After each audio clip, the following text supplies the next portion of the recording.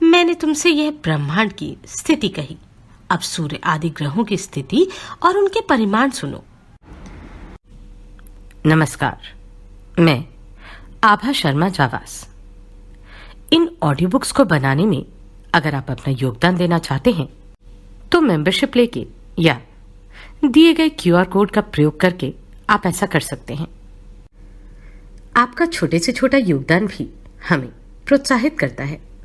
अन्यथा share, like या subscribe करके तो आप ऐसा कर ही सकते हैं।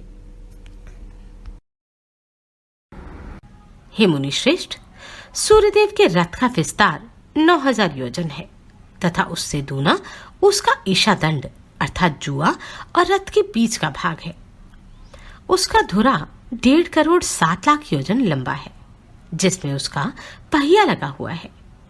उस पूर्वान, मध्यान और पराहन रूप 3 नाभि, परिवत्सरादि 5 अरे और षड ऋतु रूप 6 नेमी वाले अक्षय स्वरूप संवत्सरात्मक चक्र में संपूर्ण कालचक्र स्थित है।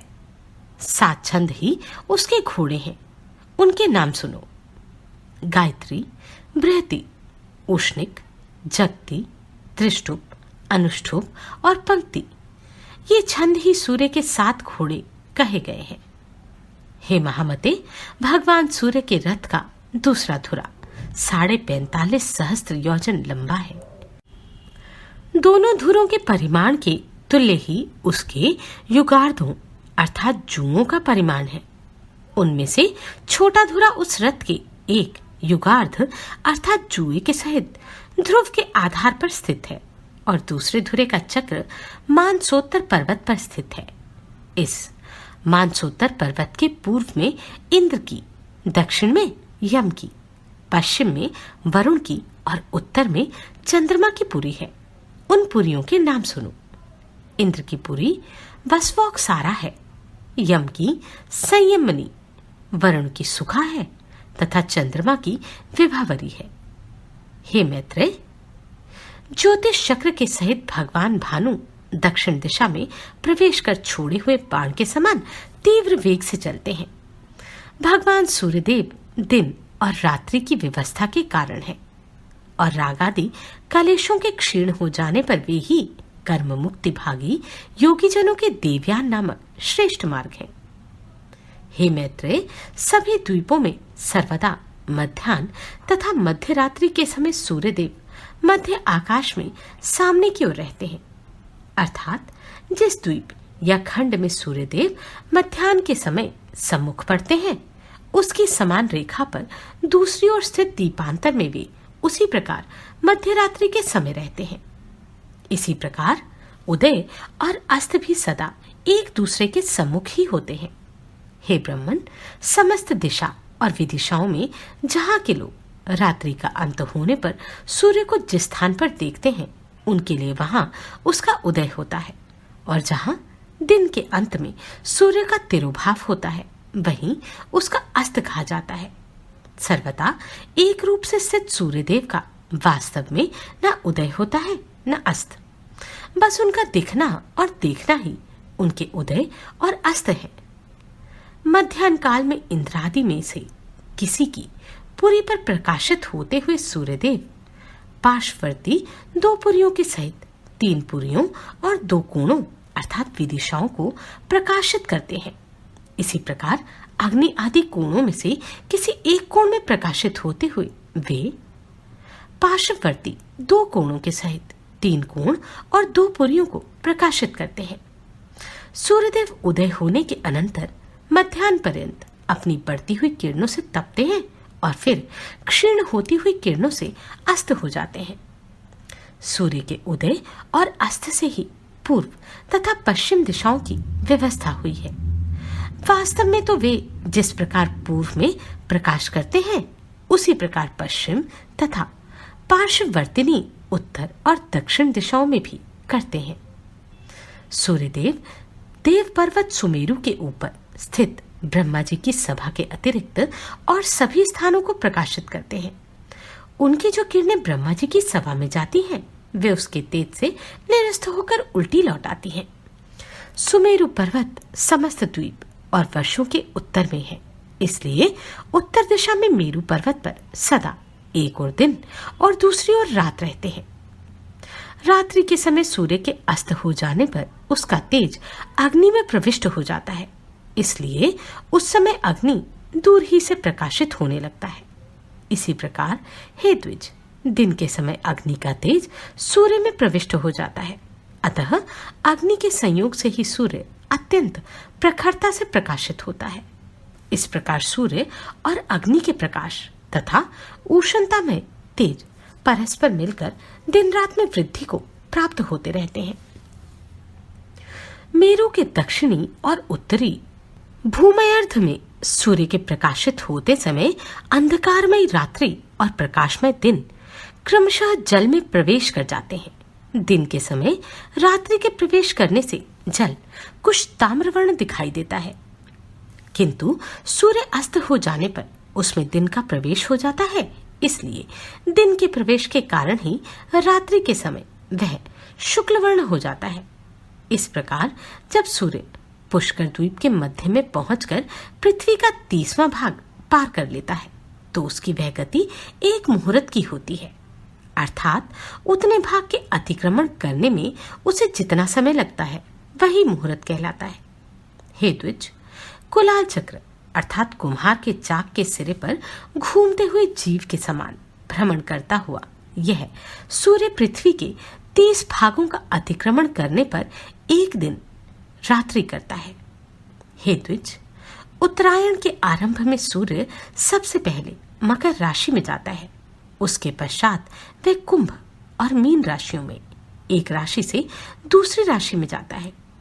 इन 3 राशियों को भोग चुकने पर सूर्य रात्रि और दिन को समान करता हुआ वेशुवती गति का अवलंबन करता है, अर्थात वह भूमध्य रेखा के बीच में ही चलता है। उसके अनंतर नित्य प्रति रात्रि क्षीण होने लगती है और दिन बढ़ने लगता है। फिर मेष तथा वृष राशि का अतिक्रमण कर मिथुन राशि से निकलकर उत्तरायण की अंतिम सीमा पर उपस्थित हो वह कर्क राशि में पहुंचकर दक्षिणायन का आरंभ करता है।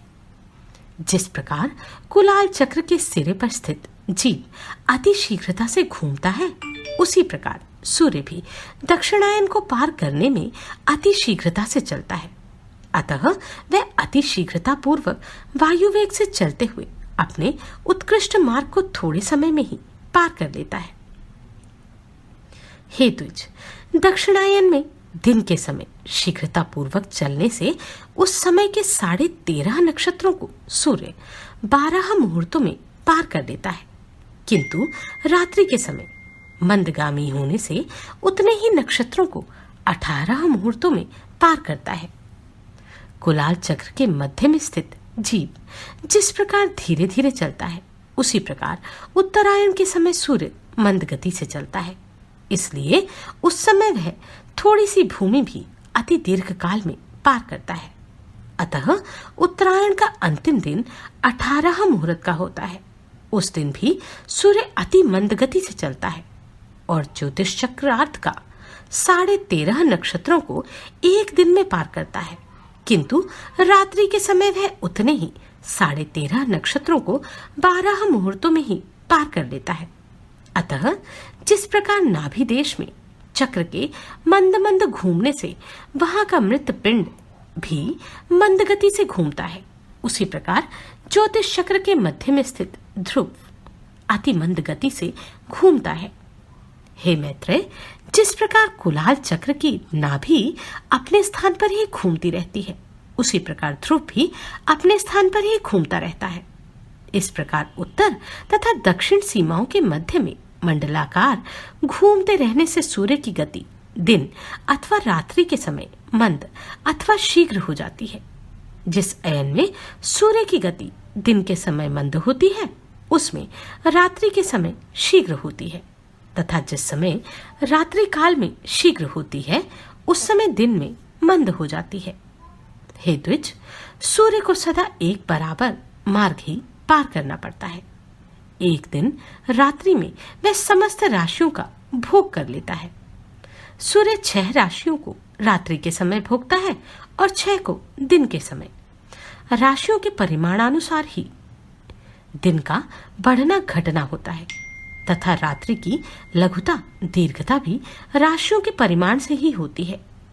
राशियों के भोगानुसार ही दिन अथवा रात्रि की लघुता अथवा दीर्घता होती है। उत्तरायण में सूर्य की गति रात्रि काल में शीघ्र होती है तथा दिन में मंद। दक्षिणायन में उसकी गति उसके विपरीत होती है। रात्रि उषा कहलाती है तथा दिन व्युषिट अर्थात प्रभात कहा जाता है। इन उषा तथा व्युषिट के बीच के समय को संध्या कहते हैं। इस अति दारुण और भयानक संध्या काल के उपस्थित होने पर मंदेहा नामक भयंकर राक्षसगण सूर्य को खाना चाहते हैं। हे मैत्रेय, उन राक्षसों को प्रजापति का यह श्राप है कि उनका शरीर अक्षय रहकर भी मरण नित्य प्रति हो। अतः संध्या काल में उनका सूर्य से अति भीषण युद्ध होता है। हे महामुने, उस समय द्विजोत्तम गण जो ब्रह्म स्वरूप ओंकार तथा गायत्री से अभिमंत्रित जल छोड़ते हैं, उस वज्र स्वरूप जल से वे दुष्ट राक्षस दग्ध हो जाते हैं। अग्निहोत्र में जो सूर्य ज्योति ही इत्यादि मंत्र से प्रथम आहुति दी जाती है, उससे सहस्रांशु दिननाथ दैदीप्यमान हो जाते हैं। ओंकार विश्व, तेजस और प्रागरूप तीन धामों से युक्त भगवान विष्णु है तथा संपूर्ण वाणियों अर्थात वेदों का अधिपति है। उसके उच्चारण मात्र से ही वे राक्षसगण नष्ट हो जाते हैं। सूर्य विष्णु भगवान का अति श्रेष्ठ अंश और विकार रहित अंतर्ज्योति स्वरूप है। ओंकार उसका वाचक है और वह उसे उन राक्षसों के वध में अत्यंत प्रेरित करने वाला है। उस ओंकार की प्रेरणा से अति प्रदीप्त होकर वह ज्योति मंदेहा नामक संपूर्ण पापी राक्षसों को दग्ध कर देती है। इसलिए संध्योपासन का कर्म का उल्लंघन कभी न करना चाहिए। जो पुरुष संध्योपासन नहीं करता वह भगवान सूर्य का घात करता है। तदनंतर उन राक्षसों का वध करने के पश्चात भगवान सूर्य संसार के पालन में प्रवृत्त हो बाल खेल्य आदि ब्राह्मणों से सुरक्षित होकर गमन करते हैं। 15 निमेष की एक काष्ठा होती है और 30 काष्ठा की एक कला गिनी जाती है। 30 कलाओं का एक मुहूर्त होता है और 30 मुहूर्तों के संपूर्ण रात्रि और दिन होते हैं। दिनों का ह्रास अथवा वृद्धि क्रमशः प्रातःकाल, मध्यकाल आदि दिवसांशों के ह्रास वृद्धि के कारण होते हैं, किंतु दिनों के घटते बढ़ते समय पर संध्या सर्वदा समान भाव से एक मुहूर्त की ही होती है। उदय से लेकर सूर्य के 3 मुहूर्त की गति के काल को प्रातः काल कहते हैं। यह संपूर्ण दिन का 5वां भाग होता है। इस प्रातः काल के अनंतर 3 मुहूर्त का समय संगव कहलाता है तथा संगव काल के पश्चात 3 मुहूर्त का मध्याह्न कहलाता है। मध्याह्न काल से पीछे का समय अपराह्न कहलाता है। इस काल भाग को भी बुद्धजन 3 मुहूर्त का ही बताते हैं। अपराह्न के बीतने पर सायाह्न आता है। इस प्रकार संपूर्ण दिन में 15 मुहूर्त और प्रत्येक दिवसांश में 3 मुहूर्त होते हैं। विषुवत दिवस 15 मुहूर्त का होता है, किंतु उत्तरायण और दक्षिणायन में क्रमशः उसकी वृद्धि और ह्रास होने लगते हैं। इस प्रकार उत्तरायण में दिन रात्रि का ग्रास करने लगता है और दक्षिणायन में रात्रि दिन का ग्रास करती रहती है। शरद और वसंत ऋतु के मध्य में सूर्य के तुला अथवा मेष राशि में जाने पर विषुव होता है। उस समय दिन और रात्रि समान होते हैं। सूर्य के कर्क राशि में उपस्थित होने पर दक्षिणायन कहा जाता है और उसके मकर राशि पर आने से उत्तरायण कहलाता है। हे ब्राह्मण, मैंने जो 30 मुहूर्त के एक रात्रि दिन कहे हैं, ऐसे 15 रात्रि दिवस का एक पक्ष कहा जाता है। 2 पक्ष का एक मास होता है। 2 सौर मास की एक ऋतु और 3 ऋतु का एक अयन होता है तथा 2 अयन ही मिलकर एक वर्ष कहे जाते हैं। सौर, सावन, चांद्र तथा नक्षत्र इन 4 प्रकार के मासों के अनुसार विविध रूप से कल्पित संवत्सरादि 5 प्रकार के वर्ष अर्थात युग कहलाते हैं। यह युग ही मल मास आदि सब प्रकार के काल निर्णय का कारण कहा जाता है। उनमें पहला संवत्सर, दूसरा परिवत्सर, तीसरा इत्वत्सर, चौथा अनुवत्सर और पांचवा वत्सर है। यह काल युग नाम से विख्यात है। श्वेत वर्ष के उत्तर में जो श्रृंगवान नाम से विख्यात पर्वत है, उसके 3 श्रृंग हैं, जिनके कारण वह श्रृंगवान कहा जाता है। उनमें से एक श्रृंग उत्तर में, एक दक्षिण में तथा एक मध्य में है। मध्य श्रृंग ही वैशुवत है। शरद और वसंत ऋतु के मध्य में सूर्य इस वैशुवत श्रृंग पर आते हैं। अतः हे मैत्रेय, मेष अथवा तुला राशि के आरंभ में तिमिराभारी सूर्यदेव विषुवत पर स्थित होकर दिन और रात्रि को समान परिमाण कर देते हैं। उस समय ये दोनों 15-15 मुहूर्त के होते हैं। हे मुने, जिस समय सूर्य कृतिका नक्षत्र के प्रथम भाग अर्थात मेष राशि के अंत में तथा चंद्रमा निश्चय ही विशाखा के चतुरांश में अर्थात वृश्चिक के आरंभ में हो, अथवा जिस समय सूर्य विशाखा के तृतीय भाग अर्थात तुला के अंतिमांश का भोग करते हों और चंद्रमा कृतिका के प्रथम भाग अर्थात मेषांत में स्थित जान पड़े, तभी यह विषुव नामक अति पवित्र काल कहा जाता है। इस समय देवता, ब्राह्मण और पितृगण के उद्देश्य से संयोजित होकर दानादि देने चाहिए। यह समय दान ग्रहण के लिए मानो देवताओं के खुले हुए मुख के समान है। अतः विषुव काल में दान करने वाला मनुष्य कृतकृत्य हो जाता है। यज्ञादि के काल निर्णय के लिए दिन, रात्रि, पक्ष, कला, काष्ठा और क्षण आदि का विषय भली प्रकार जानना चाहिए। राका और अनुमति 2 प्रकार की पूर्णमासी तथा सिनीवाली और कुहू 2 प्रकार की अमावस्या होती है। माघ, फागुन, चैत्र वैशाख और ज्येष्ठ आषाढ़ ये 6 मास उत्तरायण होते हैं।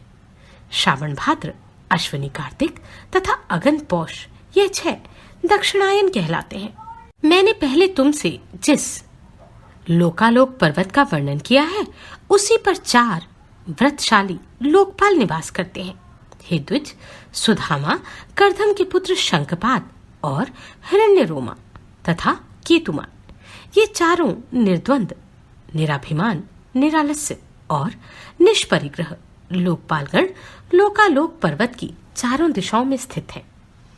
जो अगस्त्य के उत्तर तथा अजवीथी के दक्षिण में वैश्वानर मार्ग से भिन्न मृगविथि नामक मार्ग है, वही पितृयान पथ है। उस पितृयान मार्ग में महात्मा मुनिजन रहते हैं, जो लोग अग्निहोत्री होकर प्राणियों की उत्पत्ति के आरंभक ब्रह्मवेद की स्तुति करते हुए यज्ञ अनुष्ठान के लिए उद्वत हो कर्म का आरंभ करते हैं। वह पितृयान उनका दक्षिण मार्ग है। वे युग युगांतर में विच्छिन्न हुए वैदिक धर्म की संतान तपस्या, वर्णाश्रम, मर्यादा और विविध शास्त्रों के द्वारा पुनः स्थापना करते हैं। पूर्वतन धर्म प्रवर्तक ही अपना उत्तरकालीन संतान के यहाँ उत्पन्न होते हैं और फिर उत्तरकालीन धर्म प्रचारक गण अपने यहाँ संतान रूप से उत्पन्न हुए अपने पितृगण के कुलों में जन्म लेते हैं। इस प्रकार वे व्रतशील महर्षिगण चंद्रमा और तारागण की स्थिति पर्यंत सूर्य के दक्षिण मार्ग में पुनः पुनः आते जाते रहते हैं। नागविति के उत्तर और सप्तऋषियों के दक्षिण में जो सूर्य का उत्तरीय मार्ग है, उसे देवयान मार्ग कहते हैं। उसमें जो प्रसिद्ध निर्मल स्वभाव और जितेंद्रिय ब्रह्मचारीगण निवास करते हैं, वे संतान की इच्छा नहीं करते, अतः उन्होंने मृत्यु को जीत लिया है।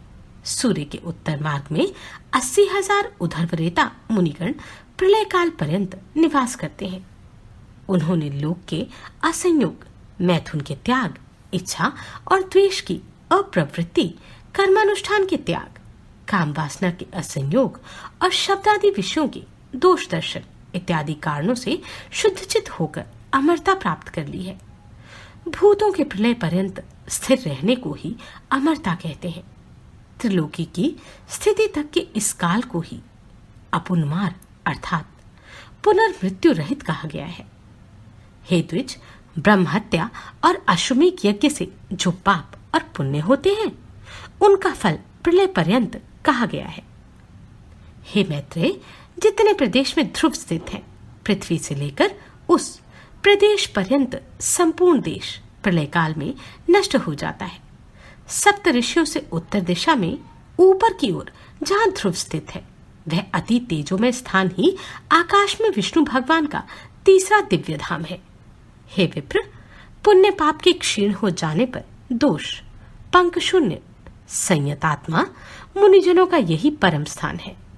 पाप पुण्य के निवृत्त हो जाने तथा देह प्राप्ति के संपूर्ण कारणों के नष्ट हो जाने पर प्राणीगण जिस स्थान पर जाकर फिर शोक नहीं करते, वही भगवान विष्णु का परम पद है, जहां भगवान की समान ऐश्वर्यता से प्राप्त हुए योग द्वारा सतेज होकर धर्म और ध्रुव आदि लोग साक्षीगण निवास करते हैं, वही भगवान विष्णु का परम पद है। हे मैत्रेय, जिसमें यह भूत, भविष्य और वर्तमान चराचर जगत ओतप्रोत हो रहा है, वही भगवान विष्णु का परम पद है, जो तल्लीन योगी जनों को आकाश मंडल में दैदीप्यमान सूर्य के समान सबके प्रकाशक रूप से प्रतीत होता है तथा जिसका विवेक ज्ञान से ही प्रत्यक्ष होता है, वही भगवान विष्णु का परम पद है। द्विज, उस विष्णु पद में ही सबके आधारभूत परम तेजस्वी ध्रुव स्थित है तथा ध्रुव जी में समस्त नक्षत्र, नक्षत्रों में मेघ और मेघों में वृष्टि आश्रित है। हे महामुने, उस वृष्टि से ही समस्त सृष्टि का पोषण और संपूर्ण देव मनुष्यादि प्राणियों की पुष्टि होती है। तदनंतर गौ आदि प्राणियों से उत्पन्न दुग्ध और घृत आदि की आहुतियों से परितुष्ट अग्निदेव ही प्राणियों की स्थिति के लिए पुनः वृष्टि के कारण होते हैं। इस प्रकार विष्णु भगवान का यह निर्मल तृतीय लोक ध्रुव ही त्रिलोकी का आधारभूत और वृष्टि का आदि कारण है। हे ब्राह्मण, इस विष्णुपद से ही देवांगनाओं के अंगराग से पांडुर वर्ण हुई सी सर्व पापहारिणी श्री गंगा जी उत्पन्न हुई हैं। विष्णु भगवान के वाम चरण कमल के अंगूठे के नखरूप स्रोत से निकली हुई उन गंगा जी को ध्रुव दिन रात अपने मस्तक पर धारण करते हैं। तदनंतर जिनके जल में खड़े होकर प्राणायाम परायण सप्तऋषिगण उनकी तरंग भंगी से जटा कलाप के कंपायमान होते हुए अघमर्षण मंत्र का जप करते हैं तथा जिनके विस्तृत जल समूह से आप्लावित होकर चंद्रमंडल क्षय के अनंतर पुनः पहले से भी अधिक कांति धारण करते हैं, वे श्री गंगा जी चंद्रमंडल से निकलकर मेरु पर्वत के ऊपर गिरती हैं और संसार को पवित्र करने के लिए चारों दिशाओं में चली जाती हैं। चारों दिशाओं में जाने से वे एक ही सीता, अलकनंदा, चक्षु और भद्र इन चार भेदों वाली हो जाती हैं। जिसके अलकनंदा नामक दक्षिणीय भेद को भगवान शंकर ने अत्यंत प्रीतिपूर्वक 100 वर्षों से भी अधिक अपने मस्तक पर धारण किया था, जिसने श्री शंकर के जटा कलाप से निकलकर पापी सगर पुत्रों के अस्थि चूर्ण को आप्लावित कर उन्हें स्वर्ग में पहुंचा दिया। हे मैत्रेय, जिसके जल में स्नान करने से शीघ्र ही समस्त पाप नष्ट हो जाते हैं और अपूर्व पुण्य की प्राप्ति होती है, जिसके प्रवाह में पुत्रों द्वारा पितरों के लिए श्रद्धा पूर्वक किया हुआ एक दिन का भी तर्पण उन्हें 100 वर्ष तक दुर्लभ तृप्ति देता है। हे द्विज, जिसके तट पर राजाओं ने महायज्ञों से यज्ञेश्वर भगवान पुरुषोत्तम का यजन करके इहलोक और स्वर्गलोक में परम सिद्धि लाभ की है, जिसके जल में स्नान करने से निष्पाप हुए यतिजनों ने भगवान केशव में चित्त लगाकर अत्युत्तम निर्वाण पद प्राप्त किया है, जो अपना श्रवण, इच्छा, दर्शन, स्पर्श, जलपान, स्नान तथा यशोगान करने से ही नित्य प्रति प्राणियों को पवित्र करती है तथा जिसका गंगा गंगा ऐसा नाम 100 योजन की दूरी से ही उच्चारण किए जाने पर जीव के 3 जन्मों के संचित पापों को नष्ट कर देता है। त्रिलोकी को पवित्र करने में समर्थ यह गंगा जिससे उत्पन्न हुई है, वही भगवान का तीसरा परम पद है। आप सभी को कोटि कोटि साधुवाद। आपने इन वीडियोस को इतना प्रेम दिया।